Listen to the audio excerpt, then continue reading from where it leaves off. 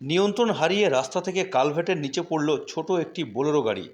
ঘটনায় আহত ড্রাইভার সহ দুজন। জানা গিয়েছে আজ কাঁদি থেকে বহরমপুরের দিকে যাচ্ছিল ওই বোলেরো গাড়িটি।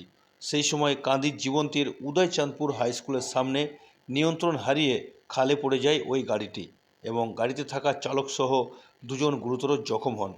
এলাকার মানুষ শব্দ শুনে ছুটে এসে আহতদের সেখান থেকে উদ্ধার করে সকাল 11টা নাগাদ বহরমপুরের মুর্শিদাবাদ মেডিকেল কলেজ হাসপাতালে পাঠানো হয় চিকিৎসার জন্য।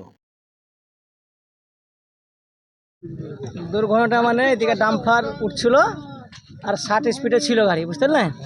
60 স্পিডে কন্ট্রোল রাখতে পারিতে সোজা নিচে নামিয়ে দিয়ে গাড়িটা। কতজন ছিল গাড়িতে? দুজন ছিল, দুজনকে হসপিটালে মেডিকেল কলেজে ভর্তি করা হয়েছে। অন্য কোনো গাড়ির সঙ্গে অ্যাক্সিডেন্ট হয়েছিল না সোজাসুজি সোজা নামিয়ে দিয়েছিল। তাদের অবস্থা কীরকম? অবস্থা ভালো আছে, তাদের চিকিৎসা চলছে মেডিকেল কলেজে। আপনার নাম? আমার নাম জুলফিকার সিং।